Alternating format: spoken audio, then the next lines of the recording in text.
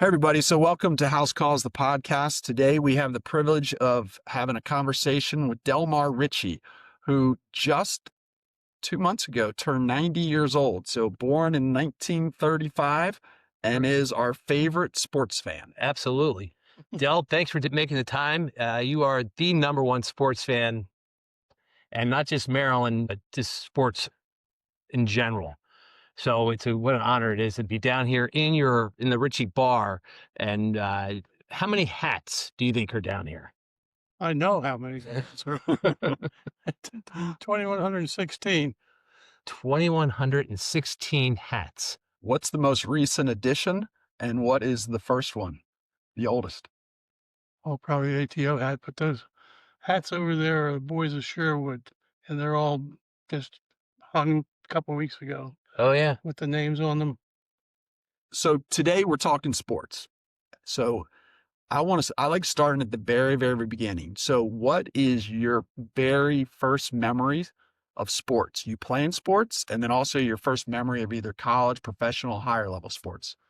Well, my grandfather was my idol, best friend of all time, and he taught me how to read a box score when I was 5 years old. And I started reading box scores, and I started looking at Stan Musial. I had to see what he did every day. That's how I got into sports. And then of course, Sherwood Forest with the boys and girls camp or club we called it then.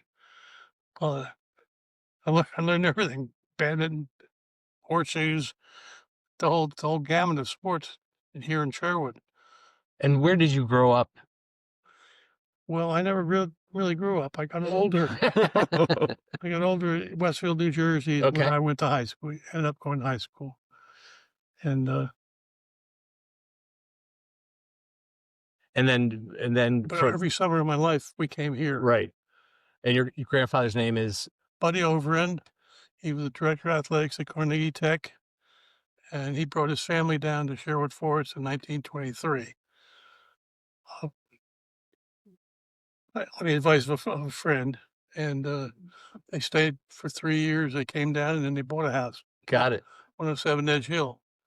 So in 35, when I was born, I was the first of 11 grandchildren here in Sherwood, and as the families grew, my grandfather grew the house to suit. So we always had proper bathroom facilities, and each family had their own bedroom. And then we went out in the sleeping porch later. I was the oldest of 11. And we go out there, where 8 of us ended up out there in the sleeping porch on double deckers.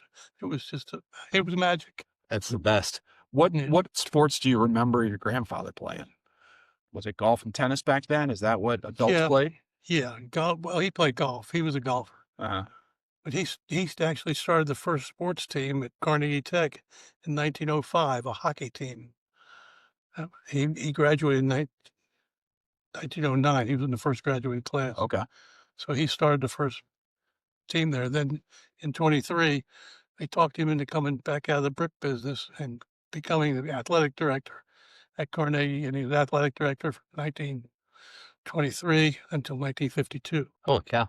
And what was going on in the sports world in the 1920s up till the 1930s when you were a toddler? What was the big one? Was it horse racing, boxing, baseball? Football wasn't big yet. Pickleball? Pickleball. I never did get baseball was actually the first thing.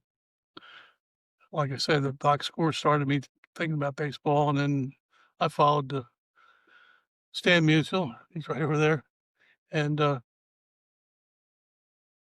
then, well, for instance, during high school, I wasn't a Cardinals fan, but I always went to the box scores. And if he was 3 for 5 the day before, it was a good day for me. If he was 0 for 5, it was a lousy day for me. How did Stan Musial become your favorite? I don't know. I just took to him, and he was fascinating, and he always had a great reputation. And How did you follow choice. him? Was it on the radio or was it? box scores in the Okay. paper. Okay. Well, I'd go get a newspaper every day and find out what he did. You know who was born in the same town he was born in? No, I don't. Ken Griffey Jr. Denora. Ken Griffey Jr. was born in the same town that Stan Musial was born in. Denora, Yeah. yeah. Yeah.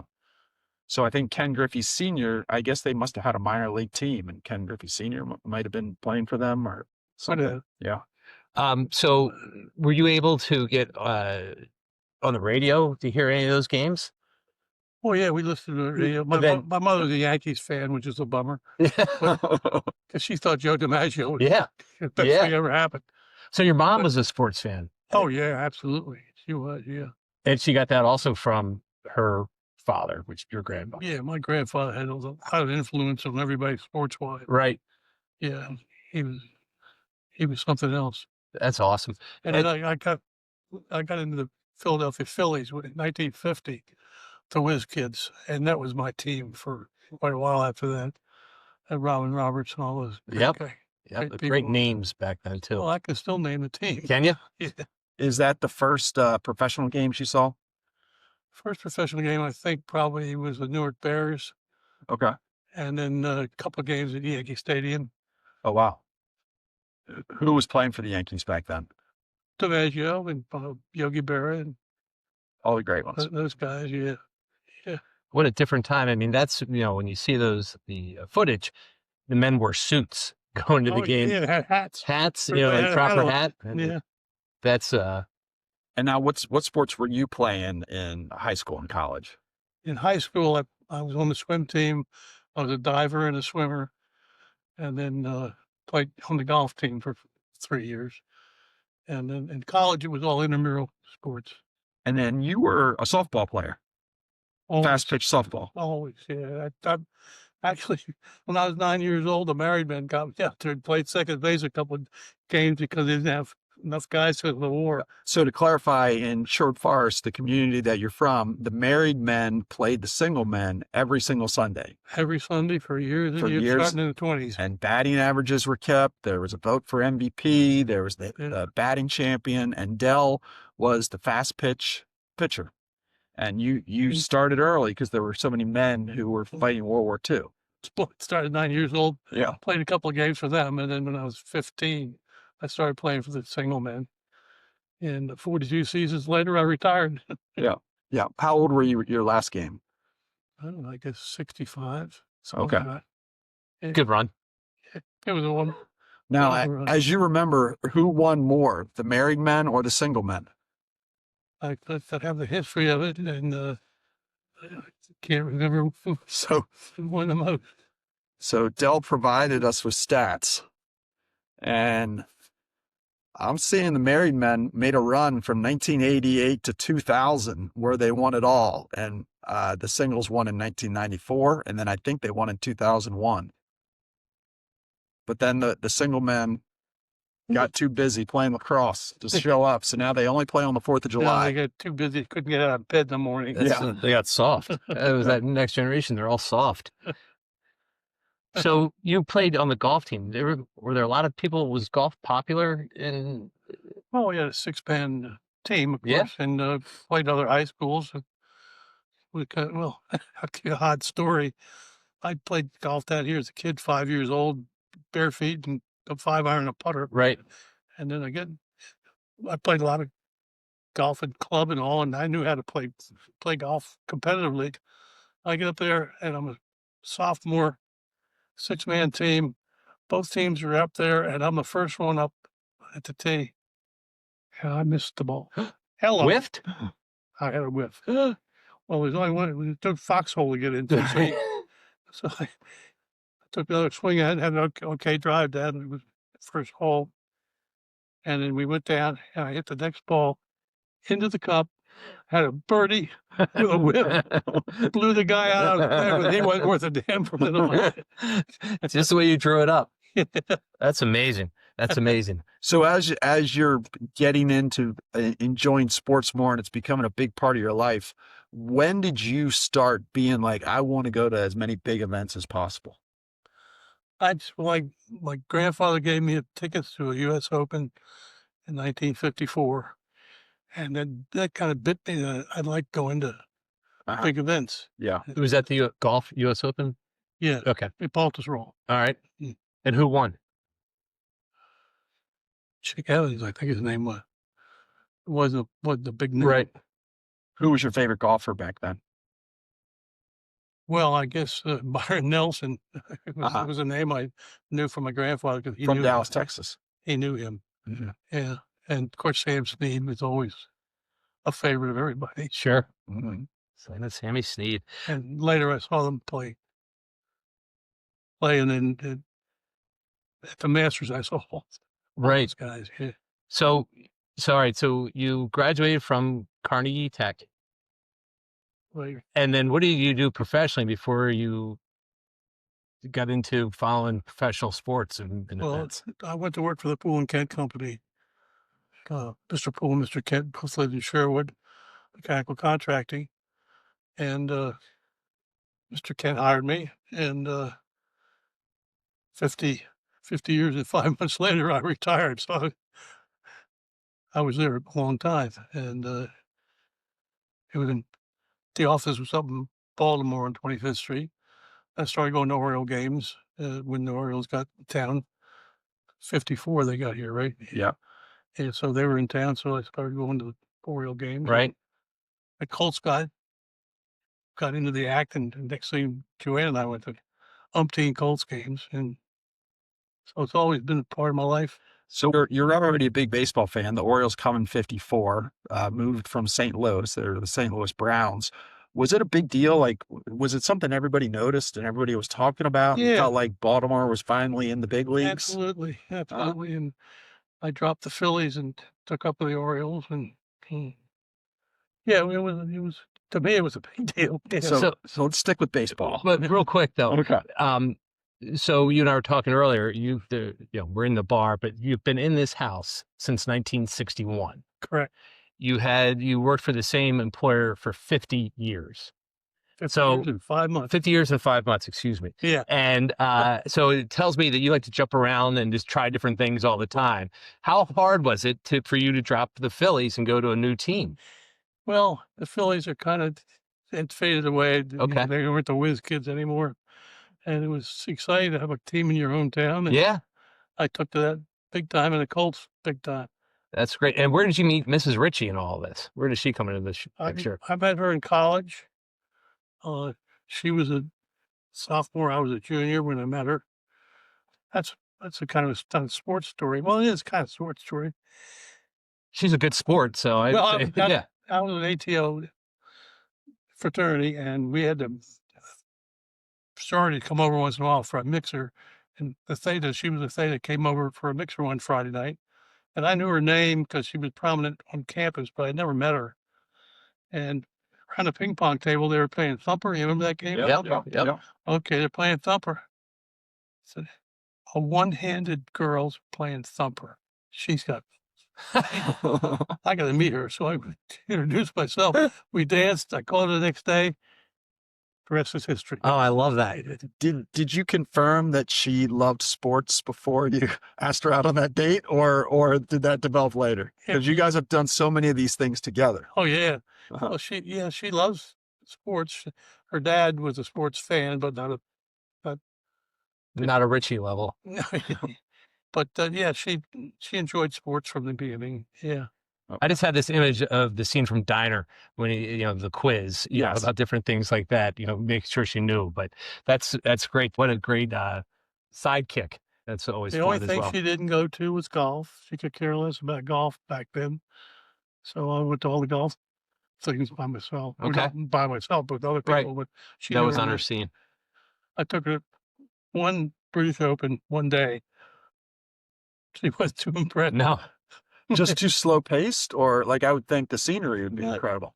Yeah, well, she just didn't have that much interest in golf. Now she does.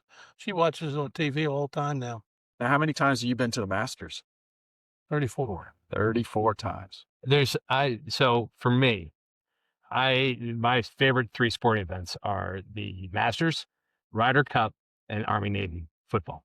And I will watch any Masters anytime. And anytime there's a first tee, I look for you and I see you 90% of the time. And it is the biggest kick out of that.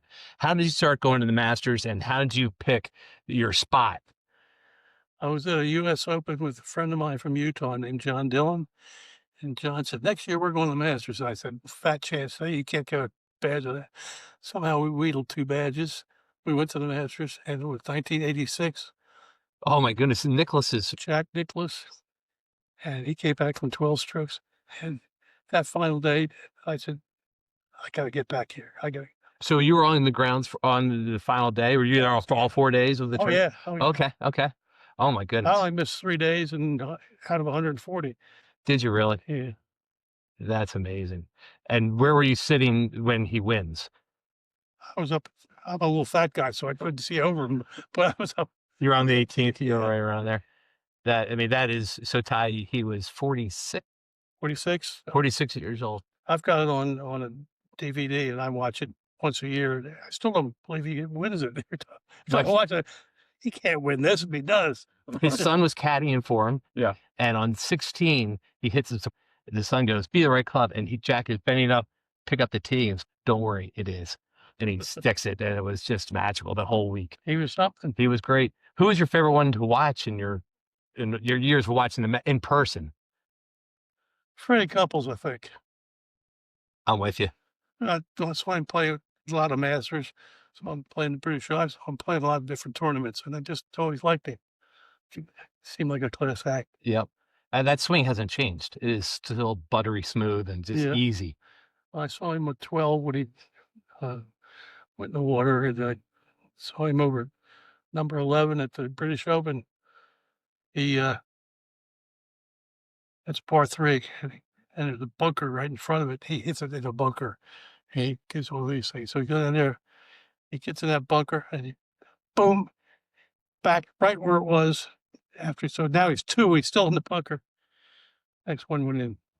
Hard to hold. Gosh, wow. It was unbelievable. That's amazing. And you were there so often. I mean, not that you knew him personally, but the guys recognized you Yeah. because you. I mean, But how'd you get? So when I see you there, it's always in the first tee, right? And so behind the first tee. behind the first tee, would you get there for the inaugural tee off? Oh, yeah, absolutely. Yeah, I got to know the announcer. right. I stole a Christmas card with his son. But then the members figured out, not a democracy. Okay, so they let them in earlier, and they clogged up the first seat, so you couldn't get in there Okay. anymore. All right. So how did you get there originally? You just got there before everybody else, or you I ran got there when the gate early. opened? We got allowed to run, but Okay. I got there and got up there. We got our chairs set. Once you set your chairs, No that's one it. touched it. No, Yeah. Yeah. you could almost put your wallet there and walk away. Yeah. But once those members got that, so. But then we went to behind the second green, Okay. the best place in the world to watch golf, behind the second green at the Masters. That green is Well, nasty. it's a par 5, and the first, you can't see the first shot, but it's a dog leg left, and they come off that thing and they got to gamble. It's well trapped in front. They got to gamble. Yeah, they And can. it's an amazing hit it. hole. You see a lot of golf, and you see it's the second hole, so they're all Yeah, grinding. kind of neat. Yeah.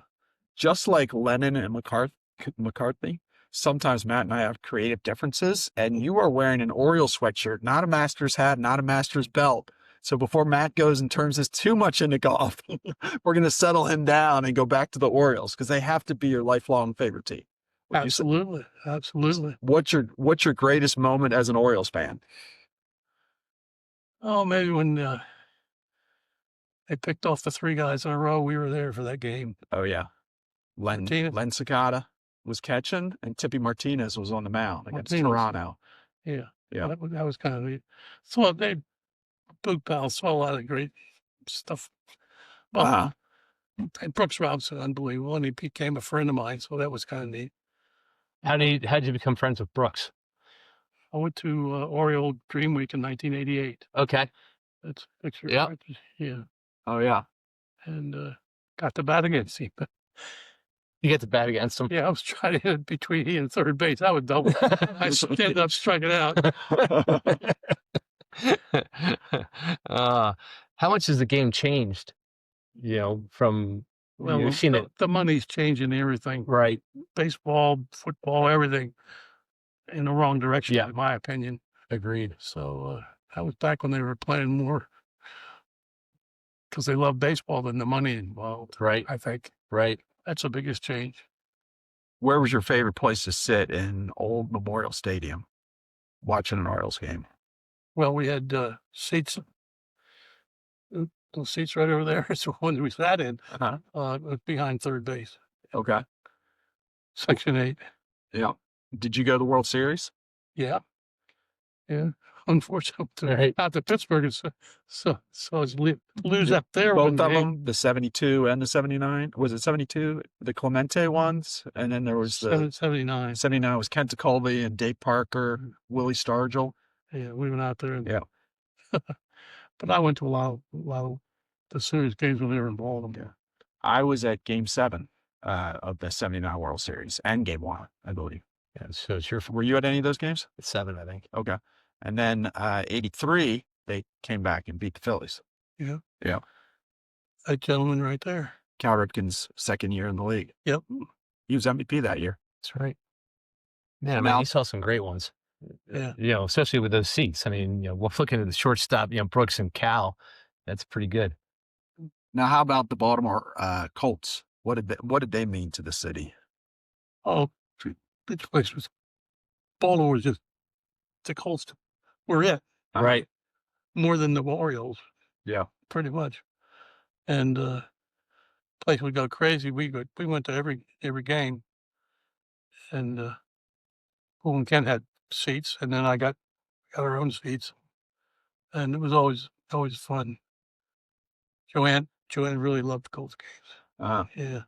I feel like back then the teams, Orioles and Colts, were more part of the community. Like it was not uncommon to see the players at Alonzo's or wherever you were around town. Sure. Yeah. You'd see the guys. John would be out drinking with the guy, having a beer with people. Yeah. It was Tommy Matty became a good friend of mine. He was a fun guy. Yeah. There's some stories. Well, during the game, I was down on the bench a couple times. I was attending the oxygen. You have to be on the bench with the oxygen. Yeah. And Rams were in town. These guys were so big. I couldn't believe how big these guys around me were. And the punter was smaller than I was. Yeah. So wait, how did you get that? A friend of mine, his company had the oxygen situation. Would you like to join me? I said, you're darn right. Oh, So my goodness. down the field with these guys. And Tommy Matty probably had the worst mouth in football. He would discuss people's grandmothers' sexual preferences. It was awful. But he straightened out later. Good friend of mine. That's great. And were you down there with like the Artie Donovans and Oh yeah, it was something else. That's what a magic time. It was a thrill. Yeah. Tell us about, were you watching the 1958 championship game? Yeah. Oh yeah. That was the first televised championship game. And it got blanked out at the end. The TV got blanked out. We were in Cleveland at the time. My in-laws' house. Okay. So that's where I watched it. Yeah. And what did they put on? They got it got cut out the game. Yeah, they had something wrong with the TV. Went out a couple times ago. Oh no, at your in-laws' Distracting. house. Oh my goodness. But it all worked out. So the Colts played in two of the most important historical games. They played in the 58 championship game, which was overtime. Johnny Unitas brought them back and they won. And then on the other side, they played in Super Bowl III with the Jets. So do you remember much about that? Yeah, it was awful. Name it. Oh, well, it is what it is, but I couldn't believe we lost that game. Well, 69 was terrible. Was that one of the worst The years? Bullets went down the tubes. Yeah. And the Orioles and the Colts all. 69 was not. It was not a Del Ritchie year. No, it was a bad year. Bad year to be Del Ritchie. Oh my goodness. That's so great. And then tell us about when the Colts left town. The last time I cried. That was a heartbreaker. Yeah, that guy was he was a bum. Ursay, the owner. Yeah. The previous owner, what name escapes me for the moment, was it? Rosenblum. Rosenblum. Traded. It was his fault. Yeah. He traded the Rams and then. Yeah. He traded the Rams for the Colts. Yeah. And this sheet metal man drunken sheet metal man ends up with the Colts. Yeah. Yeah. And And the Rams, so they won the championships with Rosenblum, and then he traded because his wife was from Hollywood, Right. his new Frontier, wife. Yeah, so he traded, got the Rams. So were usually you ever a boxing fan? I mean, boxing was no, huge back then. I would watch it, but pugilism always was ugly to me. Uh-huh.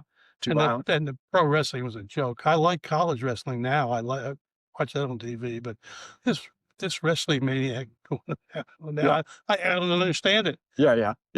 But that's the neat thing. Yes, we've been talking about all your professional sports, but you're a big fan of amateur and college. I mean, it's hard to call college sports amateur sports anymore. Oh, it's a look back for the money. But Yeah, but I mean, you're a huge fan of college sports. basketball, I love college basketball very much. I won't watch the NBA. Right.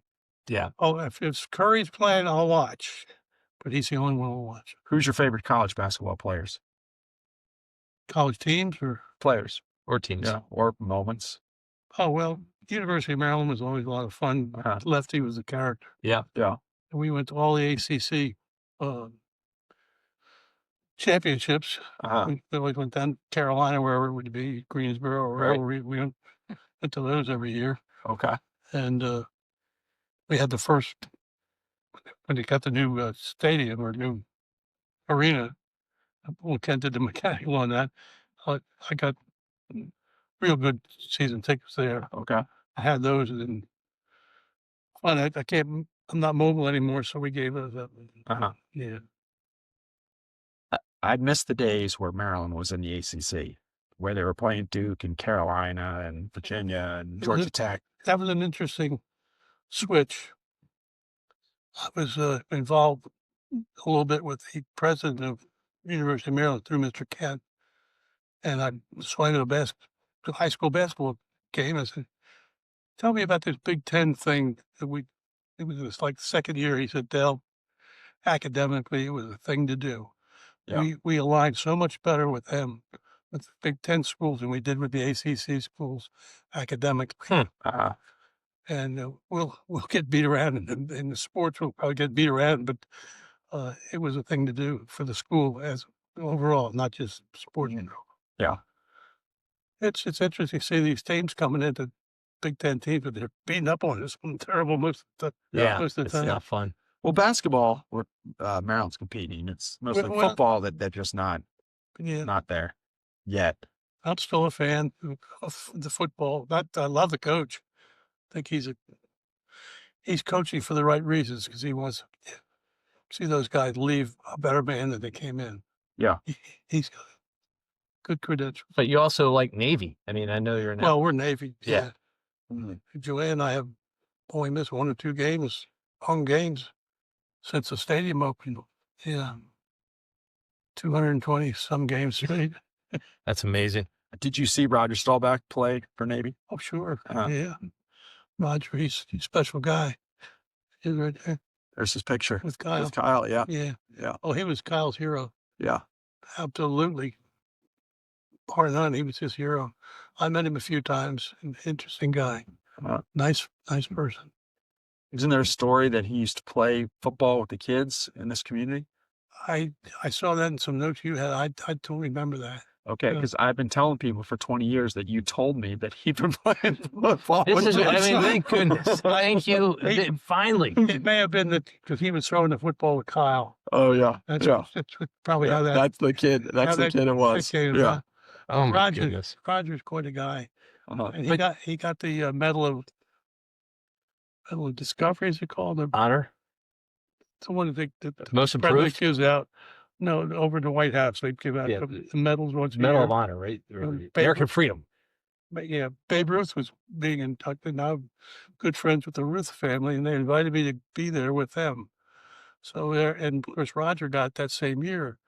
So you go to these things like that, then they have a buffet afterwards. Right. Mhm. Beautiful layout. I was kind of impressed. I'm in the White House, Sure. and there's Roger Staubach. And I met his wife, and he had 5 daughters, and they were all there. So I was talking to his wife, and she said, "Del, I want to get you want a picture with Roger. He's over there talking to Utah Congressman, Born Hatch. Lauren Hatch. He's talking to him, and then we're going to go to a photograph. I'll tell you to come over when it's time. So I figured it'd be, maybe 10 minutes. You know those little lamb chops they have in those kind of places? Right. Right. Lamb chops. Well, I look at the lamb. I'm looking. They're still chatting. So I got a lamb chop. I took one bite out, and she says, I said, "Oh God, now what do? I can't put it back where it was. Can't throw it on the floor. There's no place to put it. I put it in my pocket." Oh, no. Well, Yeah. no, and had a nice chat with Warren Hatch and Roger Staubach. So That was exciting. So now that you've actually debunked other myths that Ty's been lying about for years, has Newt Rockne ever been down here? Absolutely. Okay. Twice. Twice. 27 and 28. He was here. What were the He circumstances? was visiting my grandfather. They were good friends. And, well, Carnegie Tech, Carnegie Tech played Notre Dame 19 times. You know that? I did not. I did not. No. How many do you think they won? 15. 0. Well, Notre Dame won 50.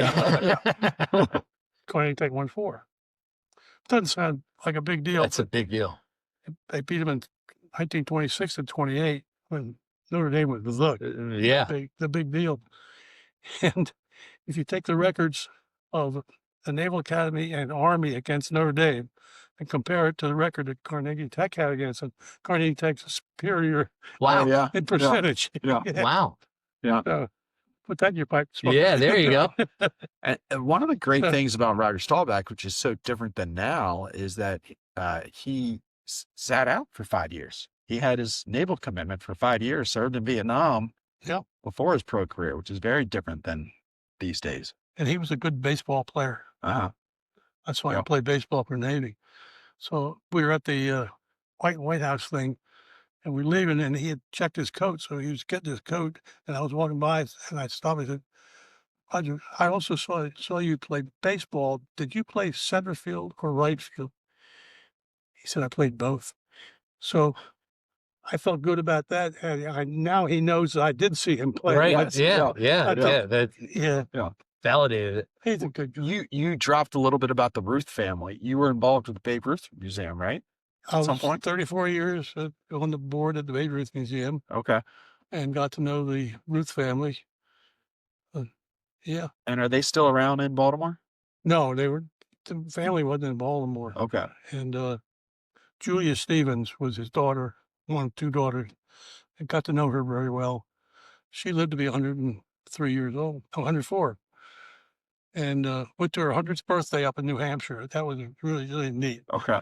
And Joanne and we became friends with her. And in fact, the only picture of Joanne in this whole bar is over there, and she's with Julia Stevens.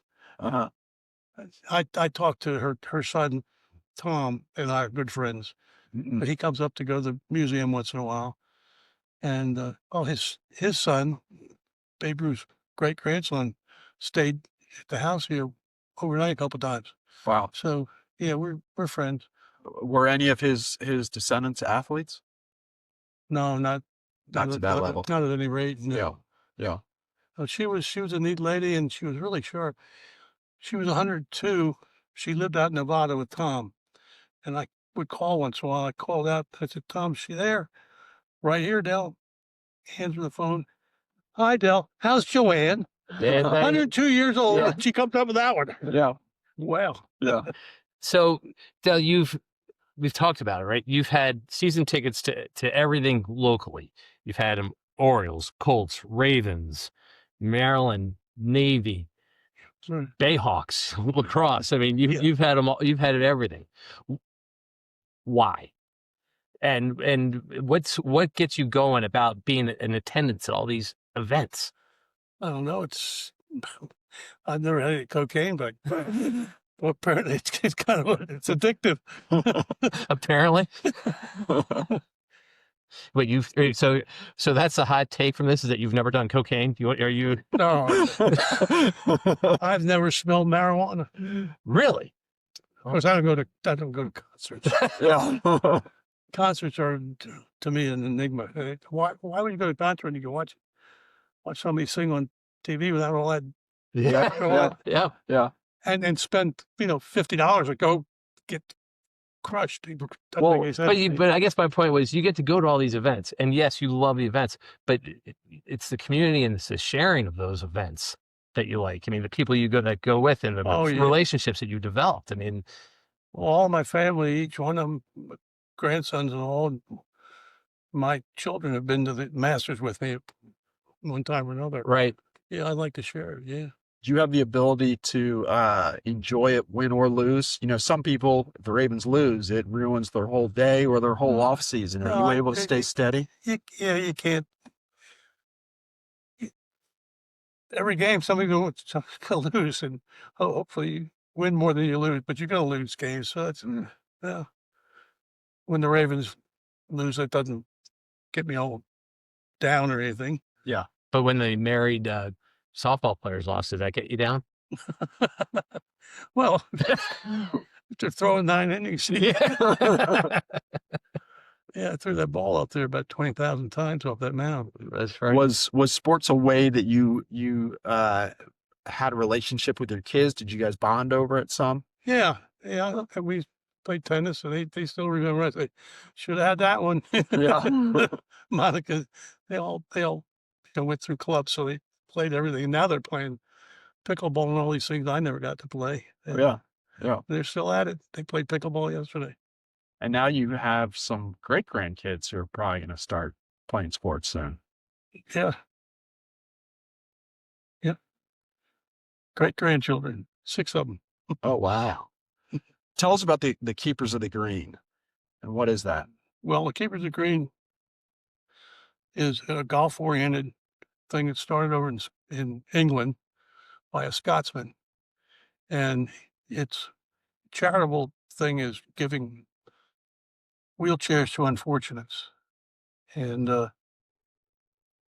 I worked in Bermuda for a long time, and a friend of mine and his wife used to invite me over on Thursday night almost every week, just for a home cooked meal. And and one time he came out and he said, "You want over to the British Open?" I said, "Yeah." He said, "I need you to take my place for something." And he brought out this little bag of wooden clubs. He said, "I belong to something called the Keepers of the Green, and I want you to take my place and be behind the wheelchairs at the ceremony. Gotta wear a tie and coat." I said, "Okay, I can handle that." So I did. I was really impressed. 13 wheelchairs, 13 I was behind them, and Peter Alice, the announcer for the, he was the MC. I was really impressed. The guy that started it, a guy named Mackey, George Mackey, I met him, and he had started this thing a couple of years before that. And at 3 days with him, just got into the swing of things mentally. And then 6 beers or so later on Sunday, he taught me, "Why don't you start a clan over in Maryland?" Okay. So I came home, and we got 39 members now. Oh, wow. Okay. And you play with clubs that are 100 years old, or where do the clubs come from? They're vintage. Replicas, I guess. Yeah, they're replicas. Yeah. Okay. Of the turn of the century. And how much harder is that to play with than modern clubs? Bill Goodrow plays, I think, like they're regular clubs. I put it that way. They're a little harder. They just set them over in the corner there. And everybody enjoys it. We have once a year, we have our Keepers of the Green, Sunday of Labor Day weekend. And we've raised almost $800,000. And you present a wheelchair every year? Every year. And these are high-tech wheelchairs, right, nowadays? Oh, yeah. Oh, yeah, they're motorized. They're really nice. Okay. We gave 2 this year, one to Mary Stevens Okay. of Sherwood Forest, and we work with Arc of Baltimore, who we work with. Okay. We send them the money, and they procure the thing and provide the person. Oh, very cool. Yeah. Okay. Now, Special. you were kind enough to make a list and of the things you've been to, and we talked about all the big sports, but when I was going through your email, you had a lot of even other sports. Like it looked like there was maybe a rugby championship, some rodeos, How about NASCAR? NASCAR. Oh yeah, I love NASCAR. I had season tickets to NASCAR for 20 years over Dover, the Dover races. Do you still watch the NASCAR races? Like watching on TV doesn't do anything for me. Being there was a thrill. So you have the World's Squash Championship. Was Yeah. that thrilling? Well, of all the sports I ever played, my very favorite sport to play was squash. Yep. Love squash. Okay. And I happened to be in Bermuda that year, and So tell me about swamp buggy racing in Naples, Florida. Bernie Jacobs, you remember Bernie? Oh yeah, yeah. Well, Bernie said, "Hey, we're going to go." He's the one that came up with that one. I said, "Okay." So the four of us went to that, and it was fun to watch. And then you got the East Coast Horseshoes Championship. Good friend of mine, was a horseshoe player of some note, and he won that 2 years. Oh wow. And we went to the one that he won the first time. And now, how about Wimbledon? Motorcycle team racing in Scotland. Team racing. Oh yeah, They hop on. They one motorcycle. And they keep hopping on, hopping off. It's a relay kind of thing. Okay. Yeah. I mean, the list goes on, and obviously the Olympics. So it's just Indy You just asked me 500. about something. What'd you ask me about? Well, of course, you got Baltimore's horse racing event, the Preakness. I don't see any turtle racing. We got a lot of championship lacrosse games with Hopkins, Navy, Maryland. You get been to the Penn relays. Penn relays are a ball. Yeah. They're fun. Now that's interesting situation. Franklin Field is the stadium that the University of Pennsylvania plays. Right. The Eagles used to play there. It was built in 1895. My grandfather was captain of the University of Pennsylvania football team in 1898. Oh wow. Played in that stadium. So when I go there, I'm like this. Oh yeah, yeah. That's my other grandfather. But Yeah. Not Buddy Overton, but my namesake. Yeah. I'm Roman numeral 3. So you're Del Ritchie the Marion Delmar Ritchie III. Oh wow. Okay. He was the first. Okay. He died when he was 41, so I never knew him. Okay. He was a doctor. And now the Super Bowl. You've been to one Super Bowl, the '86 Actually, Bears. Went to 2. Okay. Same day. First one and last one. I'm never going to another one. Just too much of a circus. Yeah. And then the halftime's really bad now, I think. Yep. For the world to think that's the USA when they see that halftime. Right. Hello. And now you had such a role in your son Kyle's life that for people who listen to the podcast, he made a career out of sports. Yes. Yeah. Yes. Well, So he must have rubbed off on him. I guess James Madison. He went down to be an engineer, and then he got involved in the sports side of things, and he ended up 23 years with the Panthers as the scoreboard. Mm-hmm. He ran the whole show. I mean, Yep. the scoreboard at a football game kind of runs the whole show, time-wise and everything. Yeah. Did you have a crew of guys that traveled with you for some of these sports? Was it always changing, or did you have It was some always changing, but a guy named John Dillon in Utah, we got to be friends business-wise. I was on his board for 8 years out in Salt Lake, and he would bring his guys to the Masters. So, and then we'd rent a house and do it together. Okay. And Bob Schnabel, you remember Bob? Oh yeah, yeah. Bob was kind enough to let me use his badge for years. I paid him well for it, but that was fair enough. And then if he came, I would put him up and feed him. Okay. Okay. That was the deal. Yeah. Now that you don't travel as much. That guy over there thought he was the luckiest guy in the world. I got him beat. Lou Gehrig, yeah. So you don't travel as much anymore, but you still entertain a lot in the sports bar. Yeah. And then we tailgated for years at Navy. And sometimes you're out there in the burning sun, and those 3:30 games were brutal because they've real cold day, November day. Game starts at 3:30. You come out here, you're freezing and everything. Yeah. We tailgate here. Yeah. We don't have to load the car up. Yeah. Yeah. We have never rains in here. Yeah. The temperature's good, and we have the same people that we used to have tailgate at the games. They come here now. And the beer's cold. Oh, the beer's cold. Yeah. So you had a good crew over here yesterday for Navy's bowl game. No, that is, But you it's did have holiday time. But Got it. you did have a party this week. There was a ton of cars here one day of the week. oh yeah, Yeah. Was that Saturday for the games?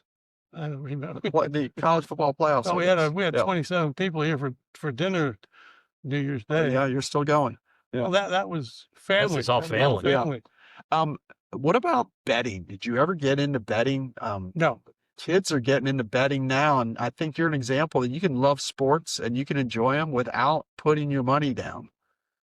hypocrisy at the most. NFL 5 years ago, you couldn't even say the word BET when you walked into a stadium. Now they're espousing it. They have a Yeah. team in Vegas. Yeah. And they're paying you Yeah. to make the first bet to Right. hook you. And I think we should use you as an example. If you're spending all your money betting on sports, you're not going to be able to go to a ton of sporting events like television. You're going to have no money. Yeah. You're not going to It be able costs to money afford to a do hat. that traveling. You got to have a good career, and you got to be able to pay for it. Well, there's that Yeah. aspect of things, but I think it's criminal how the betting, once they made it legal, Yeah. and now they're betting on whether the coin flip, they're betting on that. Yeah. I mean, it's ridiculous. Yeah. They're betting on how long the national anthem will go. I've never been a gambler, but I do like to play poker. Penny ante, Right. Yeah. I have 6 guys over here quite frequently, Sherwood guys, and we play quarter chip. If you have a bad night, you lose $10. That's the worst night you could Yeah. possibly have. How about we walk around and just do a quick tour Sure. of the sports bar Okay. and just point out your favorite. wanna do that? players. And Sure. that's how we can do our conclusion. Hey, I'm putting in your hands. All right. All right. And what is this, Del? What am I looking at here? Every badge. Every badge from every Masters for 34 straight. A couple of neighbors, You got Joe Callen. Doug Cowan, Fuzzy Hall, Oh yeah. Doug Hendrick. Frank Robinson, Robin Yount. And- Article. Oh yeah. Well, he said he would put a little article about me, and I figured about a paragraph. And I got a call. I was down in Bermuda. I got a call from Ken Roberts. He said, "You got a whole page." Yeah. And he was a neighbor, right? He was a Sherwood guy for a Okay. while. Yeah. John Stedman was. We were Yeah. good friends. Never knew that. Yeah. And then you got a jersey there of Johnny Unitas. Well, yeah, I have that jersey, and I put that Sports Illustrated there because the picture that's on the front page of that Sports Illustrated, the guy that took the picture signed that for me. For Del with my best wishes. And then tell us again about Bernie Filoni. Bernie Filoni married a Sherwood girl, and that's how I got to know him. And he was like 5 years older than me, but we got along real great. And Who is Bernie Filoni? Bernie Filoni was quarterback for the University of Maryland, 1953 the national champions. The only time they were national champions. And then he was 14 years Canadian ball. And what's this jersey from? That's Hamilton Tiger Cats. Got it. Just taking a look at his golf glove there. Yeah, he was something. Very cool. I mean, you've got everything in here. Spuds McKenzie. Not sports necessarily, but you see those binders there? Every green sheet. Every green sheet from 1959 on. I mean, And then where are these stadium chairs from? Okay, the green ones are from, want to turn that light on? Right there. Right in front of you. oh, got it. green ones are from, Memorial? no, the blue ones are Memorial. Look how much wider they were. The green ones are from Camden Yards, Okay. and the purple ones from Raven Stadium. Raven Stadium, yeah. And then, as we were just kind of talking about, here are the keepers of the green replica clubs we were just talking about. Ty, imagine trying to hit. Well, you wouldn't know this. You wouldn't know the difference. But trying to imagine hit. I mean, it's about as thick as a putter. It's actually thinner than a putter. And Dan And O'Brien. those seats are the Wait. seats that Joanne and I sat in at Dan- Memorial. Dan O'Brien. Section 8. These Reeboks here. That was Dan and Dave, weren't they? Like Yeah, decathlon. decathlon guys. Yeah. I played 42 seasons, and there's those three gloves. I wore those three gloves. And those, I wore those pants. Oh yeah, I remember those I remember pants. the pants. Yep. Absolutely. Yeah. I mean, this is unbelievable. So I always tell the story that my cousins and I would go up and watch you pitch to Gerard Fleury, because we always wanted to see Gerard Fleury hit home runs. Matt, you're missing a great story.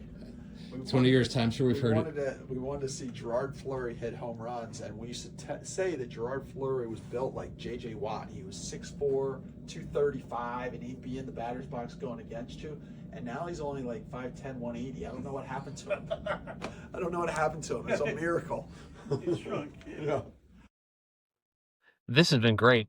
I mean, this is fascinating. The things you've seen. Like I'm the luckiest guy in the world.